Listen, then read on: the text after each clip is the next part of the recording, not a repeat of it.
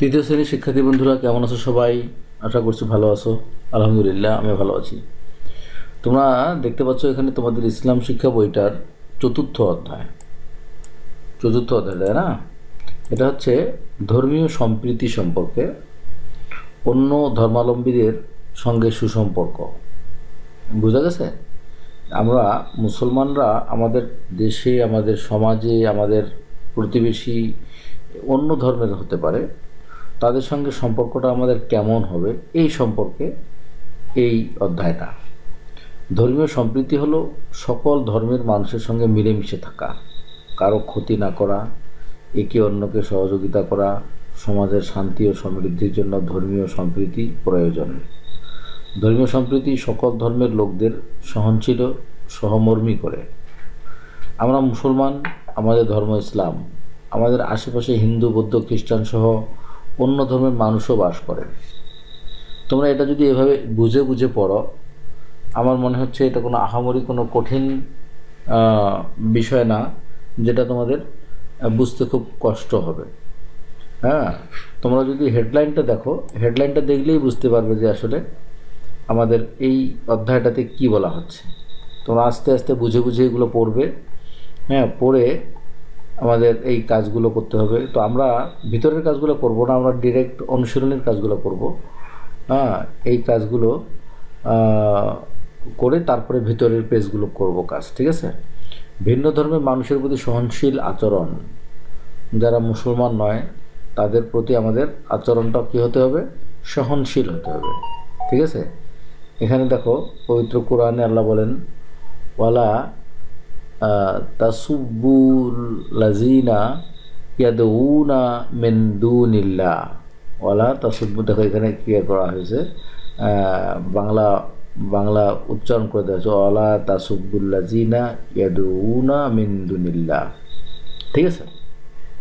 আল্লাহকে ছেড়ে যাদেরকে তারা ডাকে তাদেরকে তোমরা গালি দিও না। খেয়াল করছো?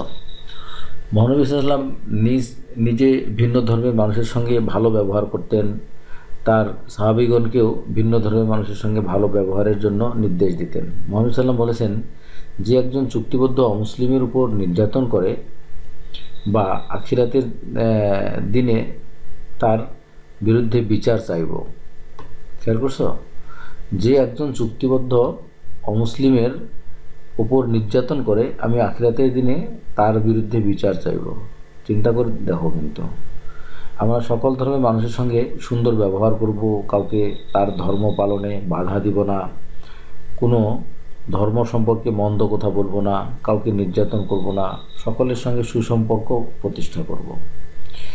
এই ভিতরের কাজগুলো আমরা পরে করব, ঠিক আছে? তো এগুলো কাজ তোমরা করে নিবা। আয়াতের অর্থ, সূরা আল আনামের 108 নং আয়াতের অর্থ ও শিক্ষা পোস্টারে লিখে প্রদর্শন করি, কাজটি একা করি। খেয়াল করছো? আয়াতের অর্থ লিখতে হবে পোস্টার করে, এবং এটার শিক্ষাটা লিখতে হবে। খেয়াল করো, ভিন্ন ধর্মের মানুষের প্রতি শ্রদ্ধাশীল আচরণ। এখানে দেখো পবিত্র কোরআনে আল্লাহ বলেছেন, ওয়ালাকাদ কাররামনা বানি আদামা। এর অর্থ হচ্ছে আমি আদম সন্তানকে মর্যাদা দান করেছি। মর্যাদা দান করেছি। মুহাম্মদ সাল্লাম ভিন্ন ধর্মের মানুষের প্রতি শ্রদ্ধাশীল ছিলেন। একবার তার নিকট দিয়ে এক ব্যক্তির লাশ নিয়ে যাওয়া হচ্ছিল, তিনি তা দেখে দাঁড়িয়ে গেলেন। উপস্থিত সাহাবীগণকে বললেন, এটি তো ইহুদির লাশ। মুহাম্মদ সাল্লাম তাদেরকে প্রশ্ন করলেন, সে কি মানুষ না? এভাবে তিনি অন্য ধর্মের মানুষদের মানুষ হিসেবে সম্মান করেছেন। একবার নামাজের সময় হলে একজন লোক বলল, হে আল্লাহর রাসূল, নামাজের সময় হয়েছে কিন্তু মসজিদে একদল অমুসলিম রয়েছে। মুহাম্মদ বললেন, অমুসলিমদের কারণে ভূমি অপবিত্র হয় না। আমরা সকল ধর্মের মানুষকে সর্বদা সম্মান করব, তাদেরকে অভিবাদন জানাবো, তাদেরকে মর্যাদা দিব, তাদের মতামতকে গুরুত্ব দিব, তাদেরকে সহানুভূতি দেখাবো, সমাজের বিভিন্ন কাজে তাদের সঙ্গে অংশগ্রহণ করব, তাদের ক্ষতি হয় এমন কাজ করব না। ঠিক আছে? ইসলামের এটাই হচ্ছে শিক্ষা। তো যাই হোক, এই কাজগুলো তোমরা সবগুলো করবে। করে আবার দেখো এখানে কি লিখছে, ভিন্ন ধর্মের মানুষের প্রতি সহযোগিতামূলক আচরণ। হ্যাঁ, এগুলো পড়লেই বোঝা যাবে, এটা একেবারেই কোনো কঠিন বিষয় না। তোমরা একবারে যদি না বুঝো 2বার 3বার 4বার 5বার 7বার পড়বে, পড়ে পড়ে হ্যাঁ এগুলো এগুলো বোঝার চেষ্টা করবে। এবার আসো অনুশীলনের কাজগুলো। অনুশীলনী কাজগুলো হচ্ছে সঠিক উত্তরে টিক চিহ্ন দাও। আমাদের চারপাশে ভিন্ন ধর্মের মানুষের সাথে মিলেমিশে থাকাকে কি বলে? এখানে সঠিক উত্তরে টিক চিহ্ন আছে, শূন্যস্থান আছে, ডান বাম মিলকরণ আছে, শুদ্ধ অশুদ্ধ আছে, সংক্ষিপ্ত প্রশ্ন আছে এবং বর্ণনামূলক প্রশ্ন আছে। এগুলো আমরা সবগুলোর উত্তর রেডি করা আছে, তোমরা এই যে উত্তরটা দেখে নিতে পারো। আর তোমরা যারা অনলাইনে আমার কাছে পড়তে চাও এই নাম্বারে কল করবে 01710605874। ওকে, আচ্ছা এখন দেখো সঠিক উত্তরে টিক চিহ্ন দিই। আমাদের চারপাশে ভিন্ন ধর্মের মানুষের সাথে মিলেমিশে থাকাকে কি বলে? এটাকে বলে সামাজিক সম্প্রীতি। অপশনগুলো তোমরা পড়বে, হ্যাঁ, পড়ে উত্তর দেবে, নিজে নিজে উত্তর দেওয়ার চেষ্টা করবে। আগে মদিনা সনদ কে প্রণয়ন করেন? হযরত মুহাম্মদ সাল্লাল্লাহু আলাইহি ওয়াসাল্লাম। আল্লাহকে ছেড়ে যাদেরকে তারা ডাকে তাদেরকে তোমরা গালি দিও না, এ কথা কে বলেছেন? হ্যাঁ, এটা কে বলেছেন? মহান আল্লাহ বলেছেন। ঘ নম্বর, আমি আদম সন্তানকে মর্যাদা দান করেছি, মহান আল্লাহর এ বাণী অনুসারে কোনো ধর্মের লোক সম্মানিত। এখানে সকল ধর্মের, এখানে বলা হয় নাই যে আমি মুসলমানদেরকে সম্মানিত করেছি, এখানে বলা হয়েছে আদম সন্তান অর্থাৎ মানবকে। হ্যাঁ, তাহলে এখানে সকল ধর্মের মানুষকে বলা হয়েছে। অমুসলিমদের কারণে ভূমি অপবিত্র হয় না, একথা কে বলেছেন? হযরত মুহাম্মদ সাল্লাল্লাহু আলাইহি ওয়াসাল্লাম। এবার শূন্যস্থানে আসি। মহানবী সাল্লাল্লাহু আলাইহি ওয়াসাল্লাম মদিনায় বিভিন্ন ধর্মের লোকদের মধ্যে ড্যাশ প্রতিষ্ঠা করেছিলেন, সুসম্পর্ক। আচ্ছা, এগুলো প্রত্যেকটারই উত্তর দেওয়া আছে, তোমরা পড়ে নিবে উত্তরগুলো। এবার দাগ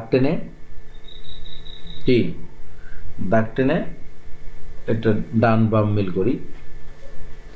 আচ্ছা, সমাজে শান্তি ও সমৃদ্ধির জন্য এখানে তোমরা পড়ে দাগ টেনে কী করবে? তোমরা মিলাবে, ঠিক আছে? তারপর শুদ্ধ অশুদ্ধ তোমরা নির্ণয় করবে, ঠিক আছে? এটা পড়ে দেখবে যে কোনটা শুদ্ধ কোনটা অশুদ্ধ, উত্তর লিখে দেওয়া আছে। সংক্ষিপ্ত প্রশ্ন দেখো, ধর্মীয় সম্প্রীতি কি? ধর্মীয় সম্প্রীতি হলো সকল ধর্মের মানুষের সঙ্গে মিলেমিশে থাকা, কারো ক্ষতি না করা, একে অন্যকে সহযোগিতা করা, এই ধরনের। নিজে বানায় লিখবা এগুলো। প্রশ্নটা যদি তোমরা বুঝো তাহলে তোমরা এটা নিজে বানায় লিখতে পারবে। প্রশ্নটা বোঝাটাই মেইন কথা। ভিন্ন ধর্মের মানুষের প্রতি তুমি কি কি সহনশীল আচরণ করবে? এই যে এখানে সিরিয়ালি দেওয়া আছে, ঠিক আছে? এগুলো করবে এবং তোমরা নিজে লেখার চেষ্টা করবে। বর্ণনামূলক প্রশ্ন, এটা একটু বড় হবে যেহেতু 8-10 নাম্বার আছে এই উত্তরগুলোতে, এবং বানায় লিখবে। এগুলো মুখস্থ করার মানে কোনো স্কোপ নেই, মুখস্থ করবা না। ধর্মীয় সম্প্রীতি সম্পর্কে মহানবী সাল্লাম এর আদর্শ বর্ণনা করো। হ্যাঁ, এটা পড়লেই বুঝতে পারবে তোমরা, ঠিক আছে? ভিন্ন ধর্মের মানুষের সাথে সহনশীল আচরণের তালিকা করো।